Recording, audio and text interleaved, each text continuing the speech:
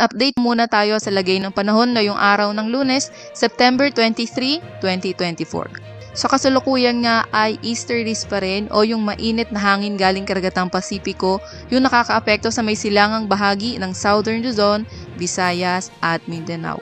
Para naman sa lagay ng panahon ng Metro Manila at sa ating buong Kapulaan, asahan pa nga rin natin yung partly cloudy to cloudy skies condition at may mga tsansa ng mga localized thunderstorms. Mariki pa nga rin natin sa ating satellite image na wala tayong namomonitor na low pressure area or bagyo sa loob or malapit sa ating Philippine Area of Responsibility.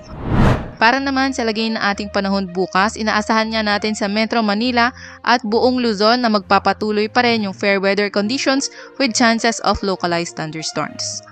Agwat ng temperatura bukas sa Metro Manila, 26 to 33 degrees Celsius. 17 to 22 degrees Celsius sa may Baguio, 25 to 31 degrees Celsius sa may Lawag, 26 to 32 degrees Celsius sa may Tugigaraw, 24 to 29 degrees Celsius sa may Baguio at 25 to 32 degrees Celsius sa may Legazpi. Agwat naman ang temperatura sa Puerto Princesa ay 25 to 32 degrees Celsius. Para naman sa lagay ng panahon, Visayas at Mindanao area, katulad niya sa Luzon for tomorrow, fair weather conditions pa rin tayo pero may mga localized thunderstorms pa nga rin tayo. Agwat ng temperatura bukas sa Cebu at Tacloban ay 26 to 32 degrees Celsius. Sa Cagayan de Oro naman at Davao ay 25 to 32 degrees Celsius.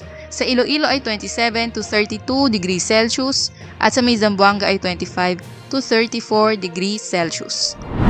Wala na tayong nakataas na gale warning sa kahit na anong baybay ng ating bansa, kaya malayo ng mga kapamalaot yung mga maririta sa sakyang pandagat.